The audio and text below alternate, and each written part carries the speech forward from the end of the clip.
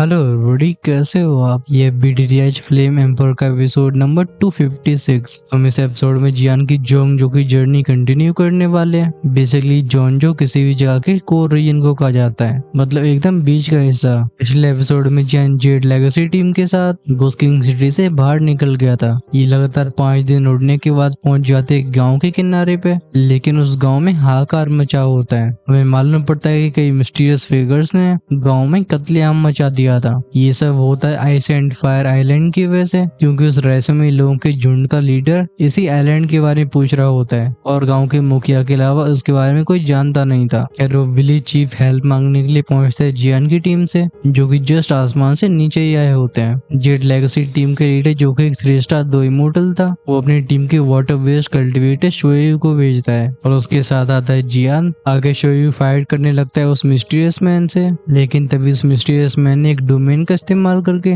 चारों तरफ एक अजीब सी घोंसली एनर्जी फैला दी होती है और वो उसके अंदर छिप जाता है, जिससे उसे ढूंढना बहुत मुश्किल था। तभी शोयू की हेल्प करता है जियान। वो अपनी सोल पावर का यूज करके शोयू को 3 सेकंड का मौका देने वाला था। अब क्या शोयू उस मौके का फायदा उठा पाएगा? चलो हम इस एपिसोड में जानते हैं। हम सबसे पहले उस घोंसली फॉग को देखते हैं जिसने पूरे गाँव को ढक लिया था। उसमें से मिस्टीरियस मैन धाड़ के बोलते लड़के मर जाके तुरंत ही ब्लब ब्लब के साउंड के साथ वो चारों तरफ फैला हुआ धुआं चर्न होना शुरू हो जाता है। ऐसे नजारे को देख के शोएब के एक्सप्रेशन थोड़े टाइट हो गए थे, खासकर ये आवाजें आ रही होती हैं चारों तरफ से और उसे अभी मिस्टीरियस मैन की लोकेशन के बारे में मालूम नहीं होता। वेल एक्चुअली में शोएब को थोड़ी जियान की भी चिंता होती है। लाइक उसके पास स्ट्रॉन्ग सोल पावर है, लेकिन उसकी कल्टिवेशन बस अर्ली स्टेज दोशियान लेवल की है। एक 2 स्टार दोशियान के खिलाफ जियान के लिए भी होल्ड कर पाना मुश्किल होगा, और अगर वो जियान को प्रोटेक्ट नहीं कर पाता तो ये पूरा मिशन खराब हो सकता है। मैं पॉइंट ऑफ व्यू उस बंदे का दिखाया गया था जब वो देखता है शोएब और जियान दोनों में से कोई मूव नहीं कर रहा, उसके चेहरे पे दरिंदगी से भरी स्माइल आ जाती है। अपने दोनों हाथों को आगे बढ़ाते हुए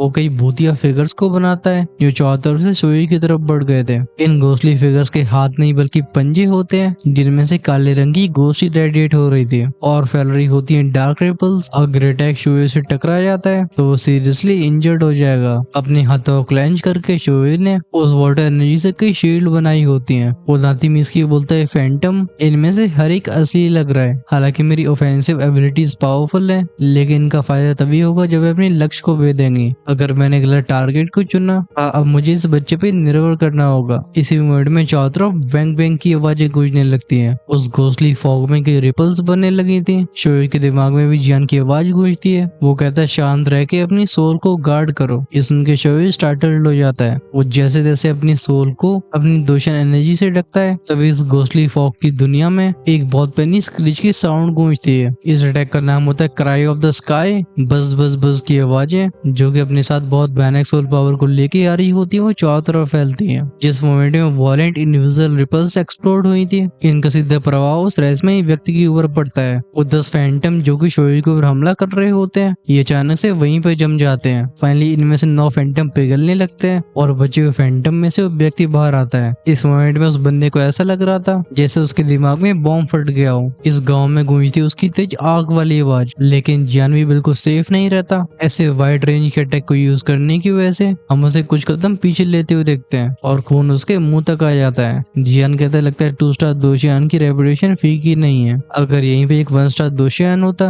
तो जियान की सोल फोर्स उसे तुरंत ही डिस्ट्रॉय कर देती है। जब जियान गहरी सांस लेके खुद को रिकवर कर रहा था, उसे एक पानी ऐसी ऊर्जा ढक लेती है। वो तुरंत ही अच्छा महसूस करता है। गूंजती है शोएब की आवाज। वो कहता है यहाँ से मैं संभालता हूँ। अब उसे ढकने वाली वो क्लियर दोशियान एनर्जी एक अलग ही पावर को रेडिएट करने लगी थी। वो मिस्टीरियस मैन जियान के सोल अटैक से टकराने के बाद अपने शरीर को ढकने वाले क्लोक को खो बैठता है। बेसिकली उसकी ब्लैक क्लोक फट गई होती है, जैसे सामने आई थी उसकी ट्रू फॉर्म। उसका शरीर ट्रांसलूसेंट होता है। वो धाड़ के बोलता है यू बेस्टर्ड, तूने एक्चुअली मेरे प्लान्स को खराब कर दिया। इस बंदे को देख के जियान की आंखें नैरो हो गई थी, क्योंकि ये होती है सोल बॉडी। तब इस दुष्ट के साउंड के साथ शिन्यू का फिगर उस सोल बॉडी से 20 मीटर की दूरी पे अपेयर हुआ था। वो बिना और शब्दों को बर्बाद करते हुए अपने मैक्सिमम ऑरे को इरप्ट करता है। बूम बूम बूम के साउंड के साथ वो पावरफुल दोशियान पावर की शॉकवेव्स फैलने लगी थी। फिर उसकी 2 उंगलियों के ऊपर करते ही एक बहुत बड़ा पानी का गुब्बारा इकट्ठा होने लगा था। ये होती एक इंटरमीडिएट होली रैंक की टेक्निक, जिसका नाम था वाटरफॉल स्काई कर्टन। जब जियान शिन्यू के शरीर से बाहर आने वाली फ्लक्चुएशंस को सेंस करता है और वो देखता है उस भयानक सी पानी की लेयर को, जो कि कई 100 किलोमीटर तक फैली होती है। ये किसी पूरी जाल की तरह लग रही होती है। जियान कहता है ऐसी पावरफुल टेक्निक अभी सोल बॉडी की चेहरे पे भी हॉरर दिखाई दिया था। खासकर शिन्यू की वाटर वेस्ट एनर्जी ये उसे मौत की फीलिंग दिला रही होती है। अपने दुश्मन को कोई मौका न देते हुए शिन्यू ने अपने हाथ को क्लेंच किया था। तुरंत ही वो इनॉर्मस वाटर कर्टन क्रैश की आवाज के साथ आगे बढ़ जाता है। दूर से देखने में पानी बहुत ज्यादा फोर्सफुल नहीं लगता, लेकिन जब भी कई 100 मीटर की पानी की दीवारें अपने इमेंस मोमेंटम के साथ नीचे क्रैश होती है, ऐसा लगता है इनके सामने कुछ नहीं टिक सकता था।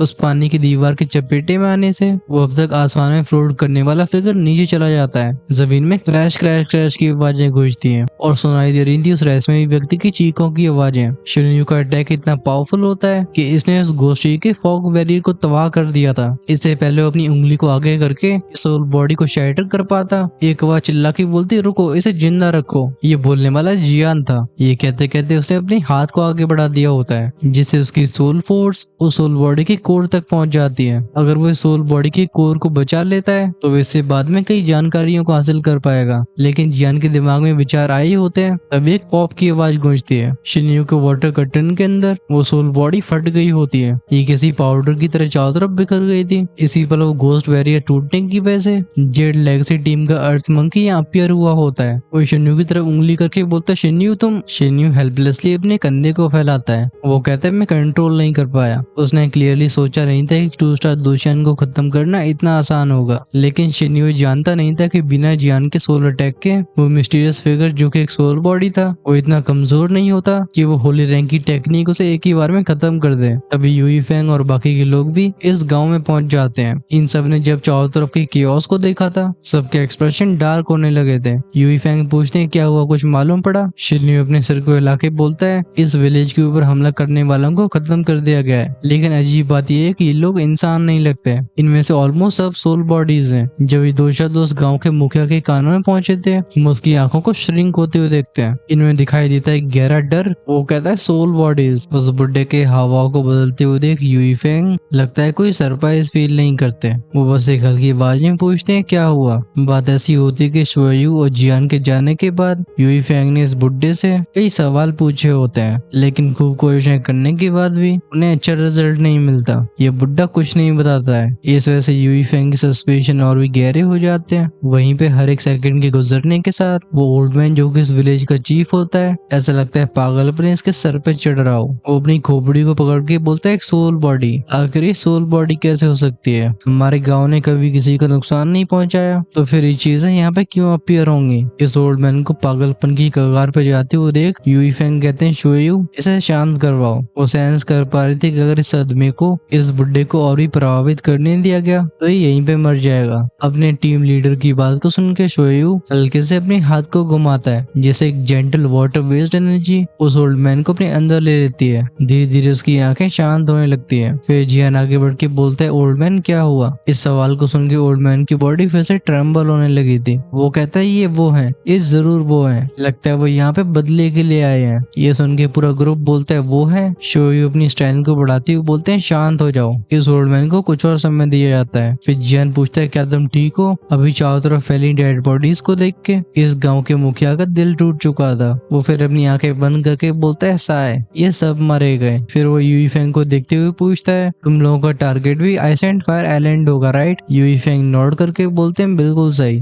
लेकिन हम इन लोगों जैसे नहीं है। आइस एंड फायर आइलैंड इस नाम को जियान अपने दिमाग में अच्छे से बिठा लेता है, क्योंकि ये लोग जब जब इसकी बात कर रहे थे उसके क्लैन मार्क के अंदर की मिस्टीरियस पावर जियान को काफी रेस्टलेस फील होती है। ये ऐसा होता जैसे उसकी त्वचा के अंदर एक हीट वेव फैल रही हो। अब सोल डेवरिन टेलिस्मैन के अंदर सोल लिटिल लॉर्ड उससे बड़बड़ाते हुए कहते हैं ice and fire island 10 temple यामा। मुझे लगता है ये पुराने दुश्मन है और वो आइस एंड फायर आइलैंड बहुत डेंजरस है। फिर ये लोग वहाँ पे क्यों जा रहे हैं? उस जगह से एक 4 स्टार दोशियान भी जिंदा लौट के वापस नहीं आ सकता। हम लौटे थे उस ओल्ड मैन की तरफ। यूई फेंग और बाकियों के चेहरों को कुछ समय तक देखने के बाद वो ओल्ड मैन कहता है क्योंकि तुम सभी उस आइलैंड जाने की फिराक में हो, क्या तुम जानते हो कैसी जगह है? सब लोग शांत रहते हैं। साफ तौर पे उस जगह की नॉलेज काफी लिमिटेड थी। फाइनली बुड्ढा आसमानी तरफ देख के अपनी कहानी शुरू करता है। वो बताता है आइस एंड फायर आइलैंड ये ईस्टर्न कॉन्टिनेंट की बहुत स्पेशल जगह है। ये जगह इतनी ज्यादा रहस्यमयी है कि इस पूरे टियानन रीजन में 3 से कम ही लोग ऐसे होंगे जिन्हें इस टापू की लोकेशन पता है। कहा जाता है कि ice and fire island actually में जमीन पे मौजूद नहीं है बल्कि यूनिक वॉइड के अंदर रहता है और इसे हमेशा जलती हुई फ्लेम्स और बोन चिलिंग आइस ढक के रखती है। अगर तुम इसके अंदर एंटर करना चाहते हो तो सबसे पहले तुम्हें उन एक्सट्रीम टेम्परेचर्स का सामना करना होगा। ये आइलैंड खुद एक एक्टिव वोल्केनो और 10,000 साल पुराने जमे हुए अबिस से बना है। इसे बांटा गया है 10 लेवल्स में। इनमें से हर एक लेवल के अंदर वो क्रिमिनल्स मौजूद है जिनका बाहरी दुनिया में आना तबाही फैला देगा। इन कैदियों के हाथ अनगिनत मासूमों के खून से लथपथ है। यही कारण है जिसकी वजह से बाहरी लोग इस आइस एंड फायर आइलैंड को एक नर्क बोलते हैं। ये सबसे खराब लोगों का कारागार है। इस बुड्ढे की बातों को सुन सुन के जियान के माथे पे काली काली लाइंस बनने लगती हैं। उसने सोचा नहीं था कि ये जगह इतनी ज्यादा खतरनाक होगी। जियान कहते हैं आइस एंड फायर आइलैंड एक 10 लेवल वाला प्रिजन। क्या ये जेड लेगेसी टीम एक्चुअली में उस प्रिजन से किसी को रेस्क्यू करने के लिए जा रहे हैं? तभी ओल्ड मैन आगे बोलता है इस प्रिजन के हर एक लेवल को उसका गार्डियन गार्ड करता है। जब तक तुम उस गार्डियन को हरा नहीं पाते उस लेवल में कैद होने वाले कैदियों के पास पहुंचा नहीं जा सकता। लेकिन वो गार्डियंस पावरफुल स्ट्रेंथ को रखते हैं, इसलिए बाहरी लोगों के लिए कैदियों को रेस्क्यू करना ऑलमोस्ट इम्पॉसिबल है। और जहाँ तक बात रही इन सोल बॉडीज की जिन्होंने मेरे गांव के ऊपर हमला किया है, मुझे इनकी एग्जैक्ट आइडेंटिटी नहीं पता है, लेकिन ऐसा लगता है ये लोग उस आइस एंड फायर आइलैंड से ऑब्सेस्ड हो चुके हैं। ये जरूर किसी को रेस्क्यू करना चाह रहे होंगे। यहाँ तक बोलते बोलते उसकी आंखों में एक गहरी चिंता दिखाई देती है। ये चिंता होती जेड लेगेसी टीम के लिए। वोल्डमैन कहता है तुम सभी काफी पावरफुल लग रहे हो, लेकिन मैं तब भी ये कहना चाहूंगा कि तुम्हारी इस टीम की स्ट्रेंथ उस आइलैंड जाने के काबिल नहीं है। मैं सुझाव देता हूँ कि पीछे लौट जाओ, वरना फिर लौटने का मौका नहीं मिलेगा। यूई फेंग इस बुड्ढे की चेतावनी का बुरा नहीं मानते। वे हल्की स्माइल के साथ बोलते हैं हम इसके बारे में पहले ही जानते हैं, लेकिन हमारा आइस एंड फायर आइलैंड जाना बहुत जरूरी है क्योंकि हमें ये मिशन दिया गया है। अब क्या सफलता हमारे हाथ लगेगी ये किस्मत पर निर्भर करेगा। लेकिन ओल्ड मैन, क्या तुम जानते हो कि वो आइस एंड फायर आइलैंड है कहाँ पे? शोएबी नोट करके बोलता है हाँ वो है कहाँ पे। वो ओल्ड मैन पहले कुछ गहरी सांसें भरता है, फिर वो बताता है कि वो टापू हमेशा अपनी लोकेशन बदलता रहता है, लेकिन लगता है 1 महीने के समय में इस किरदार कुछ समय के लिए अपीयर होगा और उस एंट्रेंस की जगह होगी शाबू विलेज, जो हमारे इस डेजर्टेड विलेज से ज्यादा दूर नहीं है। अभी शोयू और बाकी लोग काफी कंफ्यूज होते हैं। आफ्टर ऑल किसी की बातों पे बिना सबूत के भरोसा नहीं किया जा सकता है। यूई फेंग नोट करके बोलते हैं नहीं ये सही कह रहा है। बात ऐसी होती कि एक्चुअली में गलती से एक बार आइस एंड फायर आइलैंड जा चुके थे, लेकिन तब 10th फ्लोर के गार्डियन से डील करने में इन लोगों ने ऑलमोस्ट अपनी जान गंवा दी होती और वही वो जगह होती जहाँ पे वो अर्थ ड्रैगन क्रिस्टल हासिल किया गया था। हालांकि वो अंत में जाके 10th फ्लोर के गार्डियन को हरा पाए थे, जिससे वो ड्रैगन क्रिस्टल और कुछ और ट्रेजर्स को हासिल कर पाए। लेकिन जब जाने की कोशिश करते हैं 9th फ्लोर की तरफ, इनका सामना ऐसे एक्सपर्ट से होता है जो मौत का दूसरा नाम था। अगर जेड लेगेसी टीम के पास एक पावरफुल ट्रम्प कार्ड नहीं होता तो तभी मारे जा चुके होते, लेकिन तब भी नहीं जानते थे कि 9th फ्लोर का गार्डियन कौन है। बस एक चीज साफ होती है कि वो गार्डियन सोल वेस्ट अटैक करता था। मुझे लगता है अब आप समझ पा रहे होगे कि जेड लेगेसी टीम ने ड्रैगन ब्लड क्रिस्टल को एक एल्केमिस्ट ढूंढने के लिए ऑक्शन क्यों किया। वहीं पे अगर बात करिए कि ये सब इतने डेंजरस मिशन को क्यों ले रहे हैं, तो इसका कारण कमीशन होता है। नॉर्मली जेड लेगेसी टीम डोंगजू की जेड फैमिली को सर्व करती थी, लेकिन कुछ कारणों की वजह से इन लोगों ने कुछ पावरफुल फिगर्स के ध्यान को अपनी तरफ खींच लिया। उन्हीं लोगों ने ये मिशन दिया था और इस मिशन के बदले में जो कमीशन मिलने वाला होता है वो होती है गोस्ट रियल्म के एक सुप्रीम मास्टर की यूनिक एनर्जी। वो इस मिशन को रिजेक्ट भी नहीं कर सकते थे क्योंकि ऐसा करने पे सिर्फ जेड लेगेसी टीम ही तबाह नहीं होगी बल्कि इन्हें सपोर्ट करने वाली टीम को भी वाइप आउट कर दिया जाएगा। इनका काम होता है आइस एंड फायर आइलैंड से एक फिगर को रेस्क्यू करने का। इनके पास उस फिगर के बारे में कुछ खास जानकारी नहीं होती, न ही वो ये जानते थे कि उस व्यक्ति को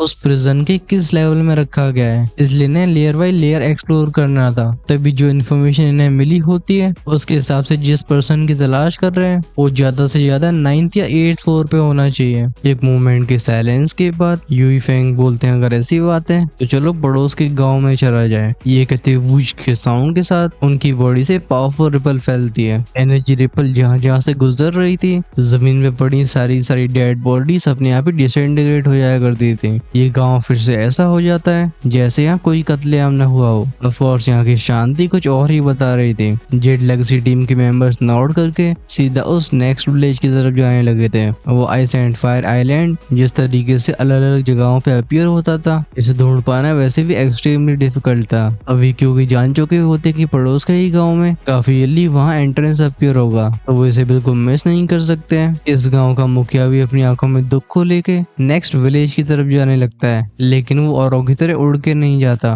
बल्कि वो पैदल चल रहा था। जिस तरीके से उसके गांव में मारकाट मचाई गई थी, हो सकता है ऐसा मंजर दूसरे गांव में भी हो। तभी लगता है उस बुड्ढे को कुछ याद आया था। वो बोलते आप सब जरा रुकिए, अगर उस गांव के ऊपर इन रस्मी लोगों ने ऐसे अत्याचार किए होंगे तो फिर उसमें एंटर होना आसान नहीं होगा। और हाँ, आइस फायर आइलैंड में एंटर करने के लिए आपको एक आइटम की जरूरत होगी। कोइंसिडेंटली मैं आपको वहां तक पहुंचा सकता हूँ। मैं जानता हूँ कि मेरी स्ट्रेंथ कमजोर है, लेकिन मैं तब भी चाहता हूँ कि आप सभी उन विलेंस को खत्म कर दो, जिससे मरने वालों की आत्माओं को शांति मिले। इस ओल्ड विलेज शेफ की बात को सुन के यूई फेंग अपनी जेड लेगेसी टीम को ऑर्डर देते हैं, शोए तुम, शाओई और मिस लिउचिंग और लिटिल ब्रदर जियान, तुम चारों शाओ विलेज की जानकारी इकट्ठी करो। हम बचे हुए लोग इन विलेज चीफ के पीछे जाके उस आइटम को एक्वायर करते हैं जिसे हम आइस फायर आइलैंड में एंटर कर पाए। यूई फेंग जानते थे कि अगर वो आइस फायर आइलैंड में एंटर करना चाहते हैं तो उन्हें ओल्ड विलेज चीफ की बात माननी होगी। इतना कहकर यूई फेंग की टोली उस बुड्ढे के पीछे जाने लगी थी। जियान भी हेल्पलेस होता है। उस डिजर्टेड विलेज में जिन मिस्टीरियस इंडिविजुअल से जियान का सामना हुआ था वो दुखी कॉन्टिनेंट के हॉल ऑफ सोल जैसे थे,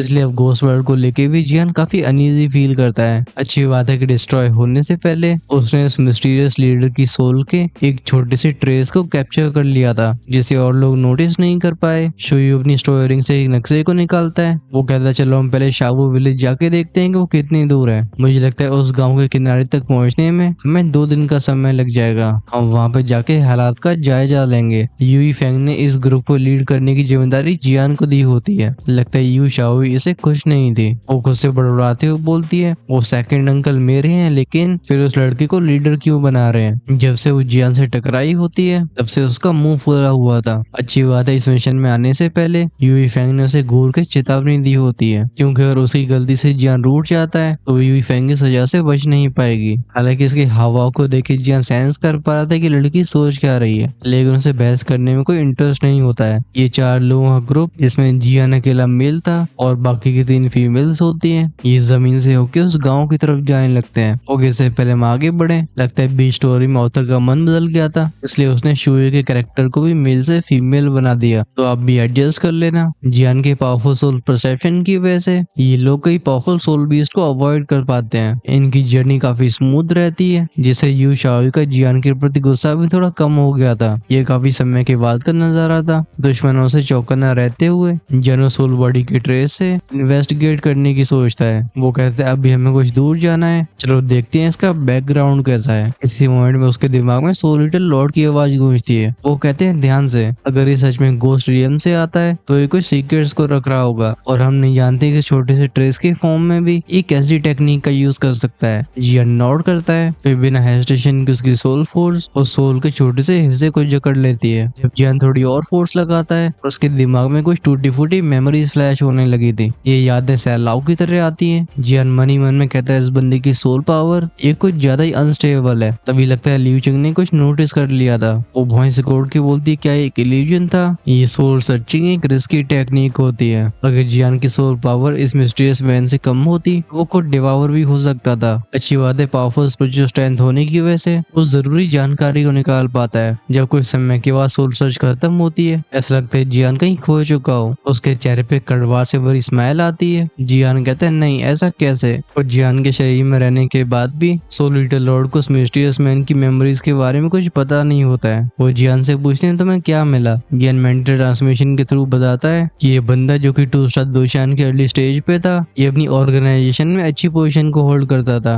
लेकिन ये तब भी अपर एचेलॉन से कांटेक्ट में नहीं आ पाया। सोल लिटिल लॉर्ड इससे सरप्राइज नहीं होते। वो कहते हैं घोस्ट रियम की हायरार्की काफी ज्यादा स्ट्रिक्ट है, इसलिए जब तक तुम्हारा स्टेटस काफी हाई नहीं है तो इसलिए सीक्रेट्स मालूम नहीं पड़ते। तभी जियान सीरियस आवाज में बोलता है लेकिन इसकी यादों को देखते हुए मुझे कुछ अजीब मिला। उन यादों में जिक्र था एक पावरफुल फिगर का जो आइस फायर आइलैंड में कैद है, लेकिन इसके अलावा एक टूटी फूटी चेतावनी भी मिली। सो लिटिल लॉर्ड कहते हैं कैसी चेतावनी। जियान उस मिस्टीरियस मैन की यादों के शब्दों को दोहराते हुए बोलता है light devil life the final ray of light. हालांकि जियान को इनमें कुछ अजीब महसूस नहीं होता, लेकिन जब सो लिटिल लॉर्ड इन शब्दों को सुनते हैं उनके एक्सप्रेशन ड्रास्टिकली चेंज हुए थे। इवन सो लिटिल टेलिस्मैन और ब्लड रिवर बेल ये भी ट्रेम्बल हो जाते हैं। अच्छी बात है सो लिटिल लॉर्ड ने अपने ऑरे से इन दोनों आर्टिफैक्ट्स के ऑरे को रोक लिया था। ये पहली बार होता है जब जियान ने सो लिटिल लॉर्ड को ऐसे रिएक्ट करते हुए देखा था। वो पूछता है सीनियर क्या दिक्कत है। सो लिटिल लॉर्ड गॉड बोलते हैं ये इन चीजों को तुम्हें जानना नहीं चाहिए,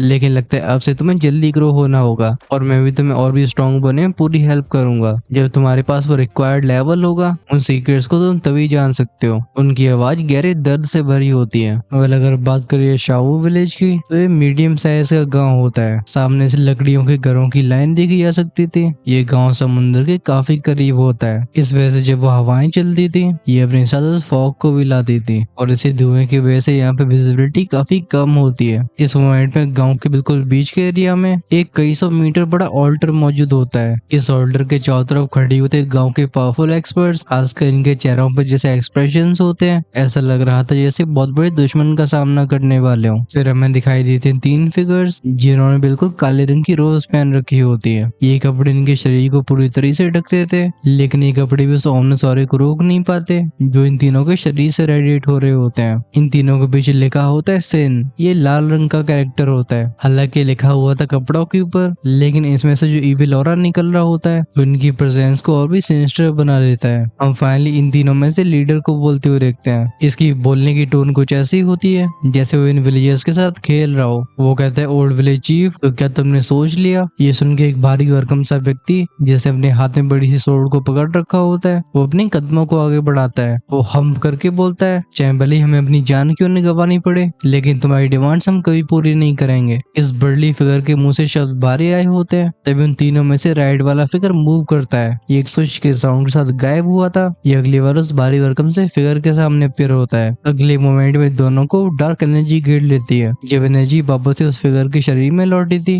हम उस गाँव के वॉरियर के शरीर को जमीन पे गिरते हुए देखते हैं। इस व्यक्ति की जान लेने वाला फिगर पीछे मुड़ के बोलता है बॉस हम इनके ऊपर टाइम क्यों वेस्ट कर रहे हैं? अगर ये एग्री नहीं करते तो चलो इन्हें खत्म कर दिया जाए। अपनी आंखों के सामने इस तरीके से अपने लोगों को मरते हुए देख ओल्ड विलेज चीफ की आंखें एक गुस्से और हताशा से भर जाती हैं। उसकी बॉडी ट्रेम्बल होती है। वो आगे पॉइंट करके बोलता है तुम लोग हमें कुछ ज्यादा ही पुश कर रहे हो। इसके साथ गांव के और वॉरियर्स भी धाड़ के बोलते हैं विलेज चीफ हमारे शाओ विलेज में कोई कायर नहीं है। हम आपकी बस एक शब्द पे लोगों से अंत तक फाइट करने के लिए तैयार हैं। उन तीनों मिस्टीरियस फिगर्स में जो लीडर होता है वो फिर से बोलता है ओल्ड मैन तुम्हें इसके बारे में अच्छे से सोचना चाहिए क्योंकि एक गलत डिसीजन और तुम्हारा विलेज इस इलाके से साफ हो जाएगा। अभी इस विलेज चीफ का चेहरा लाल पीला हो रहा होता है। 1 2 3 4 सेकंड इतने समय तक स्ट्रगल करने के बाद विलेज चीफ अपने हाथों को छोड़ता है जो कि पहले क्लैन जो गए थे। वो साय करके बोलता है मैं एग्री करता हूँ, लेकिन मैं तुम्हारी बस जेड लेगेसी टीम को ढूंढने में हेल्प करूंगा। अब क्या तुम उन्हें कैप्चर कर पाते हो ये तुम्हारी परेशानी है। वो विलेज चीफ चाहे कितना भी गुस्सा हो इन मॉन्स्टर्स का वो सामना नहीं कर सकता था। ये कुछ ज्यादा ही पावरफुल होते हैं। वहीं पे गांव के हजारों लोगों की जिंदगी अभी उसके डिसीजन पे झूल रही होती है। वो फिगर जिसने कुछ समय पहले उस वॉरियर की जान ली होती है वो एक कोल्ड स्माइल के साथ बोलता है ओल्ड मैन अगर तू पहले एग्री कर चुका होता तो तेरे गाँव के कुछ लोगों की जान बच जाती। ओल्ड विलेज चीफ अपनी दांती मीस के बोलता है जब वो यहाँ पहुंचेंगे तो मैं उन्हें तुम्हारे जाल तक पहुंचाऊंगा। ये सुनकर तीनों फिगर्स की स्माइल्स और भी सिनेस्टर हो जाती हैं। वो लीडर कहता है अगर ऐसी बात है तो चलो हम यहाँ पे और नहीं रुकेंगे। अगले पल ये तीनों गायब हो जाते हैं। पीछे बस वो इविल एरी और रह जाता है। फाइनली इस मोमेंट में वो गांव वाले जिनके करीबी कोई समय पहले मारे गए हैं वो धाड़ना शुरू करते हैं। खासकर इन्हें और भी राज मालूम थे।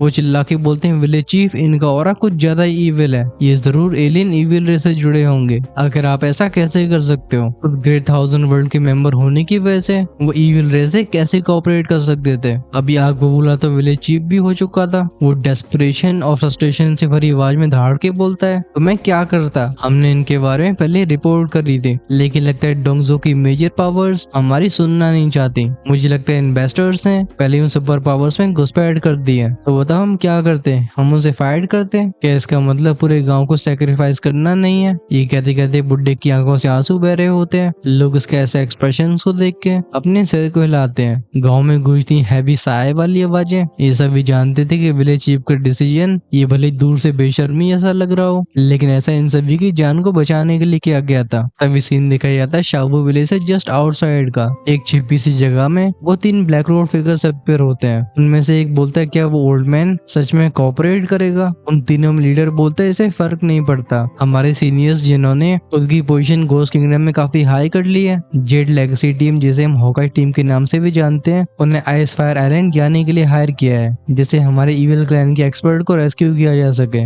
लेकिन हमें जानकारी मिली है उसके हिसाब से वो undead leaf Z legacy team के पास ही है। बस हम ये नहीं जानते हैं कि वो है किसके हाथ में। मेरे किंग के यहाँ पे डिसेंड होने की और बदला पूरा करने के लिए हम उस अनडाइंग फ्लेम को रिजरेक्ट नहीं होने दे सकते। उस फ्लेम का सप्रेशन हमारे ऊपर कुछ ज्यादा ही स्ट्रॉन्ग है। जैसे तैसे हजारों सालों की रिसर्च के बाद हमने उसे रिस्ट्रेन करने का तरीका सीखा है। जब तक हम उस अनडेड लीफ को हासिल कर लेते हैं तब तक हम उसके और अनडेड होली फ्लेम के बीच के कनेक्शन का इस्तेमाल करके उस होली फ्लेम को होने वाले अगले ग्रेट वर्ल्ड वॉर में अपीयर होने से रोक सकते हैं। क्योंकि जब वो महायुद्ध शुरू होगा बिना होली फ्लेम की क्षमताओं के, ये ग्रेट थाउजेंड वर्ल्ड हमारे सामने बहुत जल्दी धराशायी हो जाएगा। यहाँ तक बोलते बोलते इस बंदे की आवाज ऐसी हो गई होती है जो इंसानों से बिल्कुल नहीं मिल रही थी। फिर ही तेजी से हंसना शुरू कर देता है और फश फश की आवाजों के साथ उसकी बॉडी से वो इविल पावर जमीन में जाने लगती है। ये पावर नीचे से ऐसे फैल रही थी जैसे एक मकड़ी का जाला बना रही हो। तभी हम इस जगह से थोड़ी और दूर एक और फिगर को देखते हैं। इसके पीठ पे वही निशान था जो हनवुये और हनाओ की पीठ पे होता है, यानी कि ये 12 सोल्स में से एक था। उस इविल ऑरे को सेंस करके बोलता है तो लगता है यहाँ पे सिन के लोग भी मौजूद हैं। कहीं इनकी वजह से हमारे प्लान्स फिर से खराब ना हो जाएं। जाओ जेड लेगेसी टीम पर नजर रखो, अगर कुछ भी गलत होता है तो मुझे तुरंत बताना। जेड लेगेसी टीम स्ट्रॉन्ग है और हमने उन्हें हमारा रास्ता बनाने के लिए हायर किया है, क्योंकि आइस फायर आइलैंड में से वही उन्हें रेस्क्यू कर पाएंगे। वैसे अगर सिन के बारे में थोड़ी सी गहराई से बात कर रही है तो ये इंसानों की वो मिस्टीरियस फोर्स होती है जो इंसानियत को धोखा दे चुके थे। हालांकि कोई भी उनकी ओवरऑल स्ट्रेंथ को नहीं जानता था, लेकिन एक चीज बिल्कुल क्लियर होती है, ये कमजोर नहीं थे।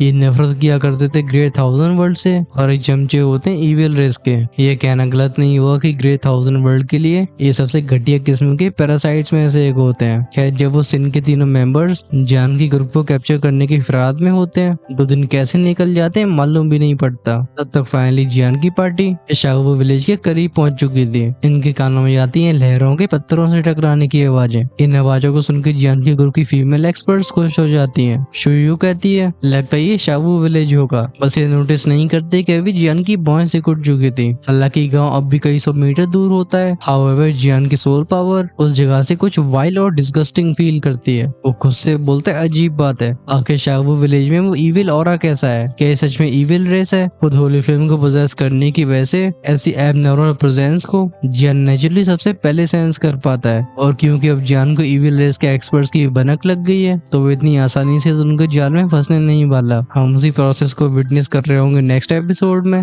उसमें जियान की उस सीलिंग फाइटिंग स्किल की पावर भी देखने को मिलेगी। फिर तैयारी की जाएगी एक बड़ी मछली को पकड़ने की। और अगर आप उस इंटरेस्टिंग एपिसोड को मिस नहीं करना चाहते तो चैनल को सब्सक्राइब करके बेल आइकन के बटन को ऑन करके रखना, जिससे रिलीज होती वीडियो सबसे पहले आपके पास पहुंचे। वहीं पे अगर आपसे नेक्स्ट एपिसोड का वेट नहीं होता है और उसे आज शाम को ही देखना चाहते हो तो हेल गार्डन की प्रीमियम कम्युनिटी का हिस्सा बन सकते हो। हम सारे मेंबर्स के लिए कल के एपिसोड को आज शाम को रिलीज कर देते हैं। वहीं पे वो लोग जो कि हमेशा सबसे 2 या 3 एपिसोड आगे रहना चाहते हैं वो अपने लेवल्स को इमोर्टल एम्परर या सुपर अपग्रेड कर सकते हैं। ये चॉइस है आपके हाथ में। ज्वाइन का ऑप्शन चैनल की होम पेज या सब्सक्राइब की साइड में मिलेगा, लेकिन उसे चेकआउट करने से पहले कमेंट्स में लिख के जरूर बताना कि ये एक्सप्लेनेशन आपको लगी कैसी है, जैसे हम आगे भी इस ट्रेंड को कंटिन्यू कर पाए। चलो टाइम आ गया आप सभी से विदाई लेने का। सो आई एम साइनिंग आउट।